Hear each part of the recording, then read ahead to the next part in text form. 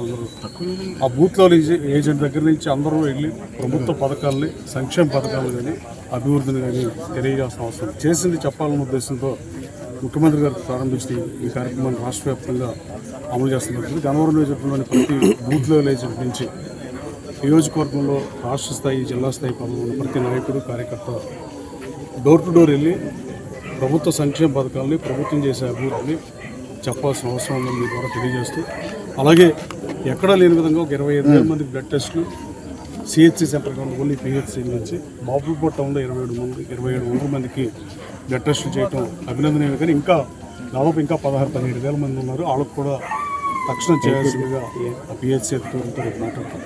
అలాగే రాజకీయాలకి మాట్లాడటానికి వేదిక కాదు, కానీ బట్ రైతు సోదరులకు, ఆరుగాలం కష్టపడే రైతు సోదరులకి నేను జిల్లా కలెక్టర్ రివ్యూ మీటింగ్లో కూడా మాట్లాడా.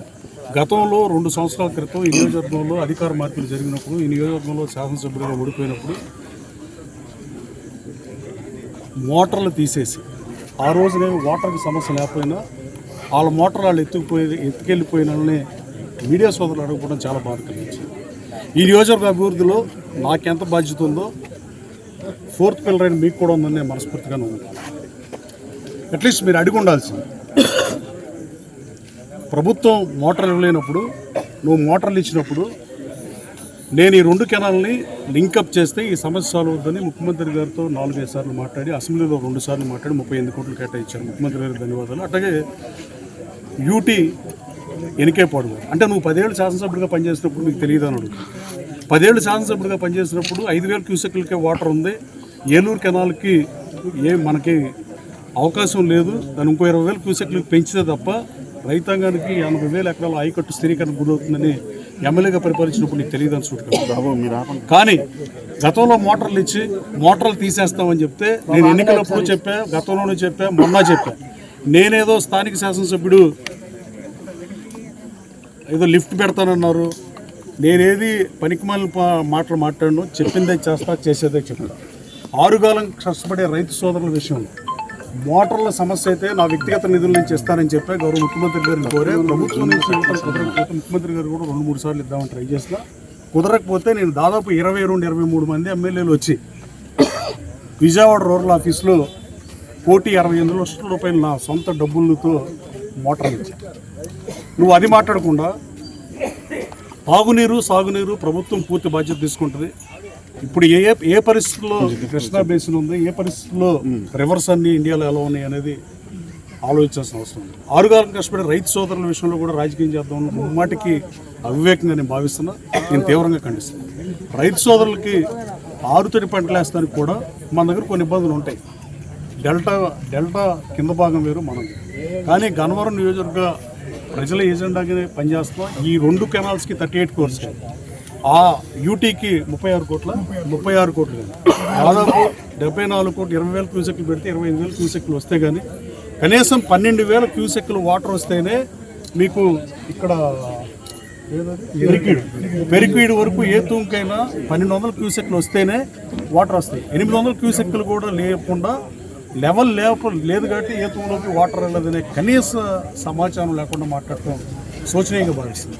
అసలు మోటార్లు ఎందుకు ఎత్తుకెళ్ళిపోయారో సమాధానం చెప్పాల్సిన అవసరం లేదు. 2 సంవత్సరాల క్రితం ఆ రోజున వర్షాభావం లేదు, ఈ ఎల్లో ప్రభావం లేదు, ఏదీ లేదు. కానీ ఆ రోజున ఇచ్చిన మోటార్లు వెనక్కి తీసుకుని ఒకసారి ప్రభుత్వానికి ప్రజలకి అంకితం ఇచ్చిన తర్వాత వెనక్కి తీసుకుంటూ ఇక్కడే మొట్టమొదటిసారిగా వస్తుంది. దానం చేసిందని వెనక్కి తీసుకుంటాం అంటే ఎవడో కర్ణుడు కాదు, కానీ కర్ణుడు లాంటి దానకరుడు ఎవడు ఈ సమాజంలో లేరు. కానీ ఎవరైనా ఇచ్చిన తర్వాత మరి దాన్ని వెనక్కి తీసుకుంటాం ఏమోని అభివర్ణించాలో కూడా తెలియదు. ఆరుగాలం కష్టపడే రైతు సోదరుల విషయంలో గన్నవరం రైతు సోదరుల కోసం ముఖ్యమంత్రి గారితో నేను మాట్లాడగలను. ముఖ్యమంత్రి గారితో మాట్లాడాం. ఇటు పరిస్థితి 2-3 రోజుల్లో నీళ్ళు ఇచ్చే పరిస్థితి ఉంది కాబట్టి 1వ తారీఖు నీళ్ళు ఇస్తామని తెలిసి దీన్ని రాజకీయం చేస్తాను ఏ కోణంలో చూడండి. అసలు మోటార్లు తీయడానికి కారణం ఏంటి? You have to tell the answer. You have to ask, press need to ask, right? మీరు సమాజంలో బాధ్యత గల జర్నలిస్ట్ సోదరులుగా ఈ నియోజకవర్గంలో ఏం జరుగుతుందో మీకన్నా ఎవరికి ఎక్కువ తెలియదు. సో దయచేసి ఈసారి అడగాల్సిందిగా మిమ్మల్ని కోరుతూ, ఇంటింటికి కార్యక్రమంలో భాగంగా ఈరోజు లోకేష్ బాబు పెనమలూరు కాన్స్టిట్యున్సీకి వస్తే నభూతోన భవిష్యత్తు రీతిలో ప్రజలు వెల్కమ్ చేసింది. రాబోయే కాలంలో లోకేష్ బాబు వచ్చి ఎన్టీఆర్ స్టాచ్యూ ఓపెన్ చేస్తాడు. మన నియోజకవర్గంలో కార్యకర్తల సమావేశం ఉంటుంది. ముఖ్యమంత్రి గారు కూడా ఈ నియోజకవర్గానికి వస్తారు. ముఖ్యమంత్రి గారికి శాసనసభలో నువ్వెన్నిసార్లు మాట్లాడావు గన్నవరం ప్రజల ఎజెండాని, గన్నవరం ప్రజల సమస్యల్ని, గన్నవరం ప్రజల అవసరాన్ని, గన్నవరం నియోజకవర్గ అవసరాలు కానీ గన్నవరాన్ని ఏం చేస్తే బాగుపడుతుంది అనేది నువ్వు ఎన్నిసార్లు మాట్లాడావు, నేను ఎన్నిసార్లు మాట్లాడాను మీ మీడియా చెక్ చేయండి. అంటే గన్నవరం నియోజకవర్గంలోని ప్రజలు నేను అక్కడికి మల్లవల్లి ఎస్సీజెడ్లో అశోక్ లైన్ వెనక్కి తీస్తే అశోక్ లైన్ వెనక్కి తీసుకొచ్చిన 920 మందికి ఉద్యోగ ఉపాధి అవకాశాలు వస్తే ఆ మల్లవల్లికి కనీసం నువ్వు ఉన్నప్పుడు కనీసం ఆర్చన ఉందని అడుగుతున్నా. అదే అసెంబ్లీలో గౌరవ మంత్రి గారు మీరు తొందరగా చేయాలి, కనీసం పోలీస్ అవుట్ పోస్ట్ లేదు, ఇలాంటి ప్రాబ్లమ్స్ లేవని ప్రభుత్వంలో భాగంగా ఉండి విప్పుగా ఉండి నియోజకవర్గ సమస్యల్ని ప్రస్తావిస్తుంది. నీకు విప్పు కూడా లేదే, నువ్వు శాసనసభ్యుడివి, ఆ రోజు నువ్వు ఏదైనా మాట్లాడవచ్చు. కానీ నాకు చాలా పరిమితులు ఉన్నాయి. ప్రభుత్వ విప్పుగా నేను ప్రభుత్వాన్ని క్వశ్చన్ చేయకూడదని ఉన్నా క్వశ్చన్ అవర్లో నాకు అవకాశం ఉండదు.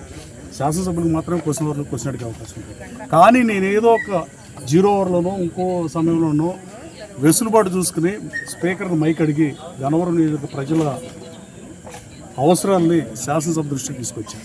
మీడియాలో మాట్లాడటం వల్ల పబ్లిక్ అటెన్షన్ తీసుకుంటానికి పనికిమాల మాట్లాడటానికి పనికొస్తాను తప్ప మీడియా సోదరుల దగ్గర మాట్లాడితే ఏమి ఉండదు. శాస్త్రీయత ఉండాలంటే ఆ రోజు నువ్వు శాసనసభలో ఏం మాట్లాడో శాసనసభలో చెప్తే శాసనసభ్యుడిగా మన చట్టసభలో మనకు ఉన్న ప్రజలు ఇచ్చిన రైట్ని శాసనసభలో మనం రికార్డ్ చేస్తుంది. శాసనసభలో మనకు అవసరం వాళ్ళు రిప్లై కూడా ఇవ్వాల్సిన అవసరం ఉంది. అలాంటి శాసనసభ వేదికగా 2 గంటల 42 నిమిషాల పాటు ఈ నియోజకవర్గ సమస్యలనే ప్రస్తావించాక గడిచిన 2 సంవత్సరాల్లో. అలాగే దయచేసి మీరు ఈసారి అడగాల్సిందిగా మీడియా సోదరులు కూడా కోరుతున్నాను.